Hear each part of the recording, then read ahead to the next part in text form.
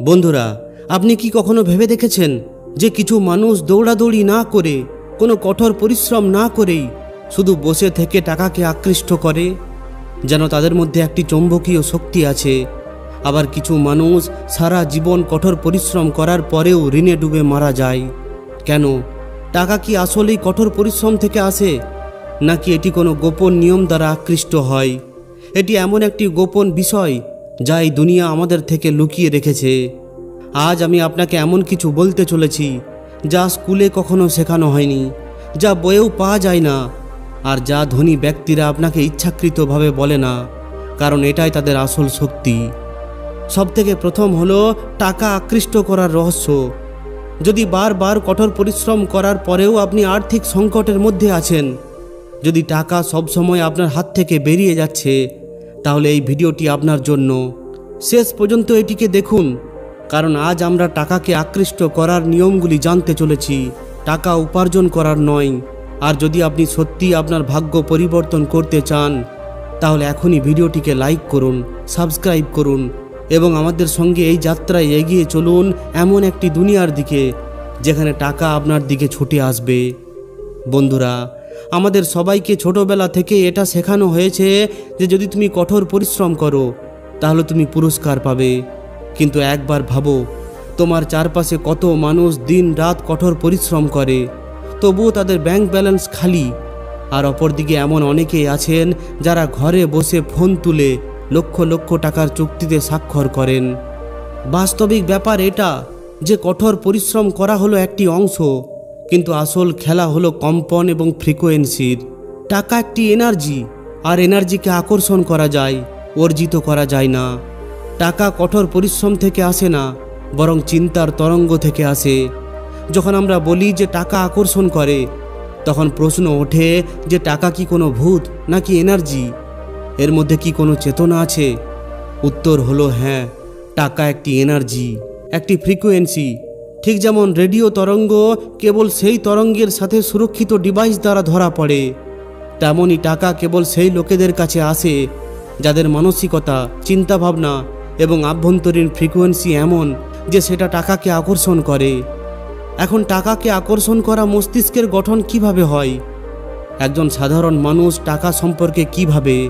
যে কঠোর পরিশ্রম থেকে টাকা আসে, টাকা উপার্জন করা কঠিন, টাকাওয়ালা লোকেরা নিশ্চয় কিছু ভুল পদ্ধতি অবলম্বন করে, টাকা আমার কাছে কেন টেকে না? এখন দেখুন একজন ধনী ব্যক্তি কি ভাবেন, যে টাকা সর্বত্র, আমি সেটা আকর্ষণ করতে পারছি। টাকা আমার ধারণাই, টাকা রোজগার করা হলো একটি খেলা, আর আমি হলাম একজন খেলোয়াড়। এটাই পার্থক্য। একই এনার্জির বিভিন্ন মনের ওপর বিভিন্ন প্রভাব রয়েছে। ল অফ অ্যাট্রাকশন বা আকর্ষণের সিদ্ধান্ত অনেকেই একটি কল্পনা বা বাস্তবতা বলে ভাবে। অনেকেই আকর্ষণের সিদ্ধান্তকে একটি বোকামি কল্পনা বলে মনে করে। কিন্তু বিজ্ঞান আজ প্রমাণ করেছে যে আমাদের চিন্তাভাবনা মহাবিশ্বের তরঙ্গের মতো ছড়িয়ে পড়ে। এই তরঙ্গগুলি ওই সমস্ত জিনিসগুলিকে আকর্ষণ করে যেমন তরঙ্গ আমরা পাঠাই। যদি আপনি ক্রমাগত ভাবেন যে আমার কাছে টাকা নেই, তাহলে মহাবিশ্ব সেই অভাবকে শক্তিশালী করে তোলে। কিন্তু যদি আপনি নিজের ভেতর থেকে বলেন যে টাকা আমাকে আকর্ষণ করছে, তাহলে এই মহাবিশ্ব সেই সম্ভাবনার পথ খুলে দেয়। এখন জানা যাক যে টাকা কিভাবে আকৃষ্ট হয়। 3টি গোপন সিদ্ধান্তের মাধ্যমে টাকা আকৃষ্ট হয়। প্রথম হলো কল্পনা শক্তি। এমন কিছু দেখুন যা এখন আপনার কাছে নেই। প্রতিদিন 10 মিনিট বসুন, চোখ বন্ধ করে অনুভব করুন যেন আপনি ইতিমধ্যেই ধনী। নাটক নয়, বিশ্বাস করুন। দ্বিতীয়, কৃতজ্ঞতার শক্তি। যেটা আপনার কাছে আছে তার প্রতি কৃতজ্ঞ হতে শিখুন। যেটাকে আপনি প্রশংসা করেন, এই মহাবিশ্ব সেটাকেই বৃদ্ধি করে। তৃতীয়, স্পষ্ট উদ্দেশ্য। আমাদের উদ্দেশ্য পরিষ্কার হওয়া উচিত। কেন আপনার অর্থের প্রয়োজন? কেবল ব্যয় করার জন্য নাকি কোনো বৃহত্তর উদ্দেশ্যের জন্য? মহাবিশ্ব স্পষ্টতার উপর কাজ করে, বিভ্রান্তির ওপর নয়। অর্থ আকর্ষণ করার জন্য 5 দিনের এই অনুশীলনটি অভ্যাস করুন। সকালে ঘুম থেকে ওঠার সাথে সাথে একটি লাইন বলুন যে আমি অর্থকে আকর্ষণ করি, অর্থ আমার কাছে ছুটে আসছে। টাকার জন্য কৃতজ্ঞ থাকুন, তাতে যতই হোক না কেন। অন্যের সম্পদের প্রতি ঈর্ষা করবেন না। সপ্তাহে একবার কিছু দান করুন। এটি মহাবিশ্বকে একটি সংকেত পাঠায় যে আপনার কাছে প্রচুর আছে, তাই আপনি দান করছেন। আর যদি এর পরও অর্থ না আসে, তাহলে এর অর্থ হলো আপনার অন্তর্মুখী প্রবাহের এখনও অভাব রয়েছে। আপনি ওপর থেকে যা দেখছেন তা যথেষ্ট নয়, নিচে থেকে তরঙ্গকে পরিবর্তন করুন। ধ্যান, শক্তি এবং অর্থ মহাবিশ্বের গোপন দরজা। আপনি কি কখনো ভেবে দেখেছেন যে কিছু মানুষ এক কোণে চুপচাপ বসে ধ্যান করে এবং হঠাৎ করে তাদের জীবনে টাকা ঢেলে দেয়? এটা কি কেবল কোনো কাকতালীয় ঘটনা, নাকি ধ্যানের মধ্যে লুকানো কোনো দরজা আছে যা সরাসরি মহাজাগতিক সম্পদের ভাণ্ডারের দিকে নিয়ে যায়? আজ আমরা সেই গোপন রহস্য উন্মোচন করব, যা ধ্যান, চক্র এবং এনার্জি কেন্দ্রের মাধ্যমে অর্থ আকর্ষণ করার শক্তি দেয়। অনেকে ধ্যানকে কেবল একটি চাপ মুক্ত করার কৌশল বলে মনে করেন, কিন্তু প্রাচীন যৌগিক জ্ঞান বলে যে ধ্যান হলো সেই দরজা যার মাধ্যমে মন সরাসরি মহাবিশ্বের সাথে সংযুক্ত হয়। আর যেখানে মহাবিশ্ব আছে সেখানে অসীম শক্তি আছে, অসীম সম্পদ আছে। ধ্যানের মাধ্যমে আমরা আমাদের চেতনাকে গ্রহণযোগ্যতা পাওয়ার আকাঙ্ক্ষা থেকে সরিয়ে নিই। যখন আমাদের মন শান্ত থাকে, তখন অর্থ প্রবাহের জন্য স্থান তৈরি হয়। যখনই আমরা ভেতর থেকে সম্পূর্ণ বোধ করতে শুরু করি, তখনই মহাবিশ্ব বাইরে থেকেও আমাদের পূর্ণ করে তুলতে সাহায্য করে। ভারতের প্রাচীন তন্ত্রশাস্ত্রে 7টি চক্রের বর্ণনা দেওয়া হয়েছে, কিন্তু আপনি কি জানেন যে মূলাধার চক্র, মণিপুর চক্র এবং অনাহত চক্র সরাসরি অর্থের সাথে সম্পর্কিত? এই চক্রগুলি নিরাপত্তা এবং আর্থিক স্থিতিশীলতার সাথে সম্পর্কযুক্ত।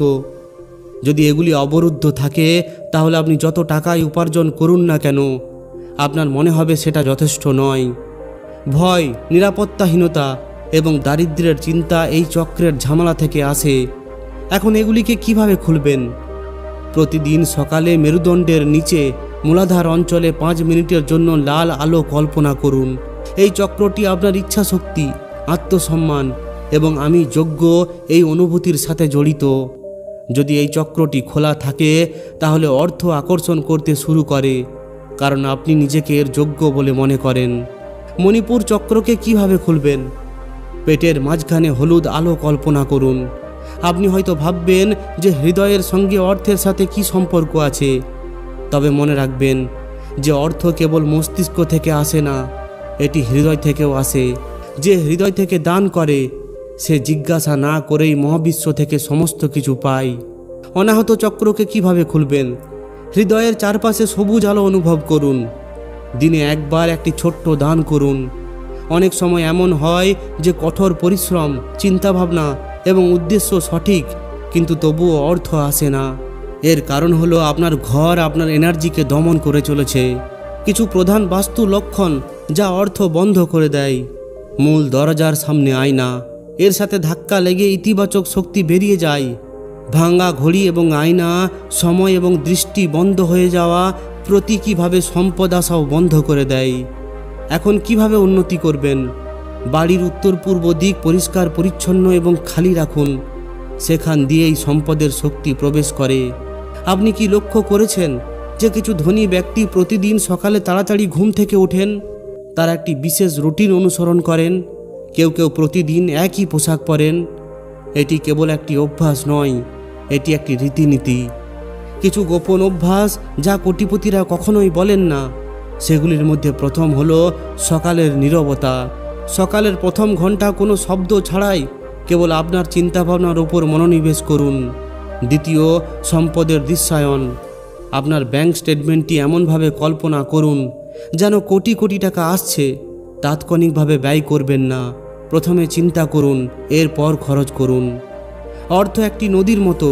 আপনি যদি কেবল নিতে জানেন, তবে আপনি একটি বাঁধের মতো হয়ে যাবেন এবং বাঁধ একসময় ভেঙে পড়বে। কিন্তু আপনি যদি দান করতে জানেন, তাহলে আপনি একটি নদী হয়ে উঠবেন এবং নদী কখনোই শুকিয়ে যায় না। প্রতি মাসে আপনার আয়ের কমপক্ষে 50% অভাবী কাউকে দান করুন।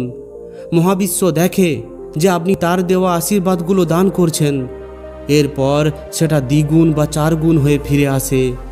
আপনি ধনী হয়ে ওঠার জন্য যতই বই পড়ুন, যতই প্রেরণাদায়ক ভিডিও দেখুন, যতই কঠোর পরিশ্রম করুন, কিন্তু যদি আপনার ভেতরে অর্থের সাথে সম্পর্কিত ক্ষত জীবন্ত থাকে, তাহলে সেটা আপনাকে প্রত্যেকবার সেখানেই টেনে নিয়ে আসবে যেখান থেকে আপনি শুরু করেছিলেন, দারিদ্রতা, অসুরক্ষা এবং হার। তাহলে কিভাবে আমরা সেগুলিকে শনাক্ত করতে এবং ভেঙে ফেলতে পারি, যাতে অর্থ কেবল আমাদের টেনে তোলে না, বরং আমাদের দিকে ছুটে আসে? এর জন্য সবথেকে প্রথমে জানা দরকার যে অর্থ সম্পর্কিত আঘাত কি। অর্থের আঘাত বলতে অর্থের সাথে সম্পর্কিত মানসিক আঘাতগুলিকে বোঝায়, যা আমরা শৈশব বা যৌবনে মুখোমুখি করেছি। এই আঘাতগুলি দৃশ্যমান নয়, বরং ভেতর থেকে আমাদের সমগ্র আর্থিক চিন্তাভাবনাকে বিষের মতো প্রভাবিত করে দেওয়ার মতো।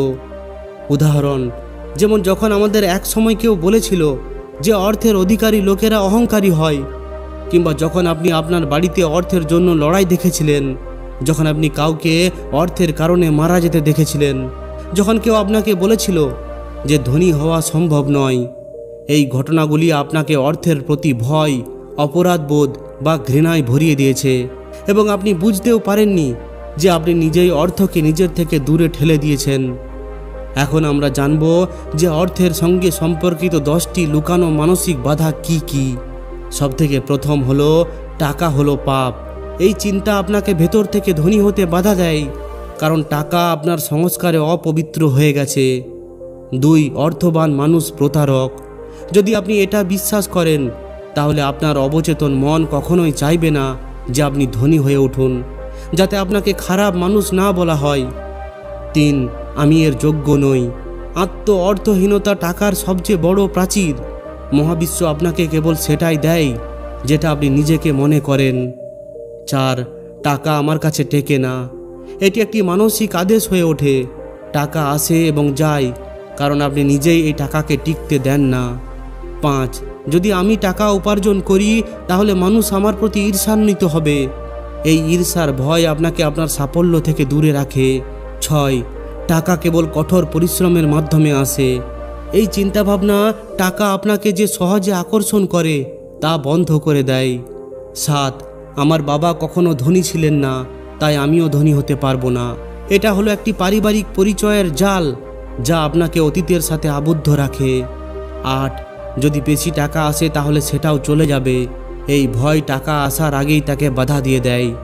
9, টাকা পাওয়ার জন্য নিজেকে পরিবর্তন করতে হবে। আপনার মধ্যে এই ভয় উৎপন্ন হয় যে টাকা আপনাকে কলুষিত করে দেবে। এই জন্যই অবচেতন মন টাকাকে আসতে দেয় না। আর 10, আমার যা আছে সেটাই যথেষ্ট। সন্তুষ্টি ভালো, কিন্তু যদি তা বৃদ্ধিতে বাধা দেয়, তবে সেটা আত্মসন্তুষ্টি নয়, বরং সেটা হলো আত্মধ্বংস। এখন আপনি কিভাবে বুঝবেন যে আপনার কাছে অর্থ কেন টেকে না? এর কিছু লক্ষণ আছে। সেগুলো হলো টাকা হাতে আসার সাথে সাথেই খরচ হয়ে যাওয়া, আপনি বিনিয়োগ করতে ভয় পান, আপনি অন্যের সাফল্যে ঈর্ষান্বিত বা ঘৃণাবোধ করেন, আপনি ধনী হওয়ার কল্পনা করেন কিন্তু এর সঙ্গে সঙ্গে অস্বস্তিও বোধ করেন, আপনি টাকা চাইতে, গ্রহণ করতে বা দাবি করতে লজ্জা পান। যদি আপনার এই লক্ষণগুলির মধ্যে কোনোটি থাকে, তবে আপনার মধ্যে অর্থ সম্পর্কিত কিছু ভুল ধারণা রয়েছে, যেগুলো এখনই নিরাময় করা দরকার। অর্থ সম্পর্কিত নিজের সম্পূর্ণ ধারণাগুলিকে গোড়া থেকে পরিবর্তন করুন, তবেই আপনার কাছে টাকা টিকবে। না হলে টাকা একদিক দিয়ে আসবে আর অপর দিকে বেরিয়ে যাবে। যদি আপনি মনে করেন যে আমি একজন সাধারণ মানুষ, 500 টাকা আমার জন্য যথেষ্ট, আমি কোটিপতি হতে পারি না, তাহলে এখন আপনাকে এই অর্থ সম্পর্কিত ধারণাকে পরিবর্তন করতে হবে। প্রতিদিন আপনাকে বলতে হবে যে আমি হলাম অর্থচুম্বক, আমার কাছে কোটি কোটি টাকা উপার্জন করা স্বাভাবিক। যখন আপনার চিন্তাভাবনা পরিবর্তন হয়, তখন মহাবিশ্বের তরঙ্গও আপনার দিকে ঘুরে যায়। তো বন্ধুরা, যদি এখনও পর্যন্ত বলা কথাগুলি আপনার ভেতরে কিছু নাড়া দিয়ে থাকে, যদি আপনি মনে করেন যে এই জ্ঞান শুধু শব্দ নয় বরং একটি এনার্জি, তাহলে এখনই কমেন্ট করুন এবং আমাকে বলুন যে আমি হলাম একটা চুম্বক যে টাকাকে আকর্ষণ করে। এটা শুধু একটা বাক্য নয়, এটা হলো আপনার মহাবিশ্বের প্রতি একটি আদেশ। আর হ্যাঁ, ভিডিওটি এমন একজন বন্ধুর সাথে শেয়ার করুন যে বর্তমানে আর্থিকভাবে সমস্যায় ভুগছে। এই ভিডিওটি দেখে তার জীবন বদলে যেতে পারে। এখন আপনি কি কখনো অনলাইনে কিছু অর্ডার করেছেন? অর্ডার করার সময় আপনি কি করেন? শুধু ক্লিক করেন, ঠিকানা পূরণ করেন এবং তারপর অপেক্ষা করেন। এরপর আপনি তো প্রতি ঘন্টায় ডেলিভারি বয়কে ফোন করেন না, তাই না? তাই ভাবুন, যখন আপনি মহাবিশ্বের কাছ থেকে অর্থ চান, তখন কি আপনি বারবার সন্দেহ করেন বা তাড়াতাড়ি অর্ডার করেন এবং কোনো সমস্যা আছে ভেবে আবার কি ফেরত পাঠান? আমাদের এই মহাবিশ্ব একটি শপিং ওয়েবসাইটের মতোই কাজ করে। হ্যাঁ, এটা শুনতে হয়তো অদ্ভুত লাগতে পারে, কিন্তু এটাই সত্য। মহাবিশ্ব একটি বিশাল বুদ্ধিমান শক্তি, যা আপনার চিন্তাভাবনা, অনুভূতি এবং বিশ্বাসের ওপর ভিত্তি করে অর্ডার করে বা অর্ডার নেয়। আপনি কি ভাবেন, আপনি কি অনুভব করেন এবং আপনি কি আশা করেন, এটাই হলো তার ডেলিভারির নীতি। যদি আপনি ভাবেন যে যদি আমি কিছু টাকা পেয়ে যাই, তাহলে এই মহাবিশ্ব উত্তর দেয়, ঠিক আছে, আপনি শুধু কামনা করতেই থাকুন। কিন্তু যদি আপনি এটা ভাবেন যে আমি অর্থ প্রাপ্ত করার জন্য প্রস্তুত, তাহলে এই মহাবিশ্ব বলে, চলো প্যাকিং শুরু করা যাক। এই মহাবিশ্ব হলো আপনার এনার্জির প্রতিফলন। যদি আপনি অভাব বোধ করেন, তাহলে ওই অভাবই ফিরে আসবে। যদি আপনি কৃতজ্ঞতার সাথে গ্রহণ করেন, তাহলে সম্পদ আপনার কাছে ছুটে আসবে। যদি আপনি আজ থেকে সমস্ত কিছু ছেড়ে দেন, চাকরি, ব্যবসা, ব্যাংক ব্যালেন্স, আত্মীয় স্বজন, তাহলে তবুও কি আপনার কাছে অর্থ আসবে? যদি উত্তর না হয়, তাহলে আপনি এখনও পর্যন্ত অর্থের বাইরের সাধনের ওপর নির্ভর করে বেঁচে আছেন, আভ্যন্তরীণ শক্তির ওপর নয়। আজ আমরা সেই আভ্যন্তরীণ শক্তিকে পুনরায় সক্রিয় করব। বন্ধুরা, অর্থবান হওয়া কোনো কাকতালীয় ঘটনা নয়, এটি একটি চিন্তাভাবনার ফলাফল। প্রতিটি অর্থবান ব্যক্তির চিন্তাভাবনার একটি বিশেষ ধরন থাকে। তারা অর্থ উপার্জনের কথা ভাবে না, তারা অর্থকে সৃষ্টি, প্রবাহ, মূল্য ও আয়তন হিসাবে ভাবে। তারা জানে যে অর্থ আকর্ষণ করে। যখন তারা নিজেরাই সেই ফ্রিকোয়েন্সিতে থাকে, তখন তাদের চিন্তাভাবনায় 5টি স্তর থাকে। সেগুলি হলো, আমি অর্থ আকর্ষণ করতে পারি, আমি অর্থের যোগ্য, আমি অর্থকে চালনা করি, অর্থ আমাকে নয়, আমি মহাবিশ্বের অংশ এবং মহাবিশ্বে অর্থের কোনো অভাব নেই, আমি অর্থ চাই না, আমি স্বাধীনতা চাই, আর টাকা পয়সা হলো এর একটা উপায়। এখন জানা দরকার যে আধ্যাত্মিকভাবে ধনী হয়ে ওঠার উপায় কি। যদি আপনার আত্মা দরিদ্র হয়, তাহলে আপনি একজন কোটিপতি হয়েও ভয় পাবেন, টাকা বাঁচাবেন, চুরি করবেন এবং নিজেকে ছোট মনে করবেন। কিন্তু যদি আপনার আত্মা সমৃদ্ধ হয়, তাহলে আপনি 100 টাকায়ও তৃপ্তি পাবেন এবং কোটি টাকার মধ্যেও ভক্তি পাবেন। আধ্যাত্মিকভাবে ধনী হয়ে ওঠার জন্য এই 3টি সিদ্ধান্তকে অনুসরণ করুন। টাকার প্রতি আসক্ত হয়ে পড়বেন না, তার পিছনে যে অর্থ আছে তার সঙ্গে সংযোগ স্থাপন করুন। টাকা কেন দরকার? শুধু জিনিস কিনতে অথবা পৃথিবীতে বড় কোনো পরিবর্তন আনতে। সব সময় মনে রাখবেন, টাকা কখনোই থেমে থাকে না, প্রবাহিত হয়। যে টাকাকে থামিয়ে দেয় সে ডুবে যায়, যে এটাকে প্রবাহিত হতে দেয় সে সমৃদ্ধ হয়ে ওঠে। প্রতিদিন কাউকে কিছু দিন, হাসি, উপদেশ, প্রার্থনা অথবা টাকা। প্রথমে আপনি কোটিপতি হয়ে উঠবেন, তারপর দান করবেন, এমনটা নয়। দান হলো সম্পদের শুরু। এই 5টি অভ্যাস যা আপনাকে চিরকালের জন্য অর্থের চুম্বক করে তুলবে। যদি আপনি বিশ্বাস করেন যে আপনি অর্থের যোগ্য, তাহলে এই মহাবিশ্ব আপনার সামনে মাথা নত করতে বাধ্য হবে। তো বন্ধুরা, এখন আপনি জানলেন যে অর্থ কঠিন পরিশ্রম থেকে আসে না, এনার্জি থেকে আসে। তাই যদি আপনি প্রতিদিন আপনার ভেতরে এই এনার্জি জাগ্রত করতে চান, তাহলে আমাদের এই চ্যানেলটি এক্ষুনি সাবস্ক্রাইব করে নিন এবং কমেন্ট করে বলুন ভিডিওটি পেয়ে আপনি উপকৃত হয়েছেন কিনা। ধন্যবাদ।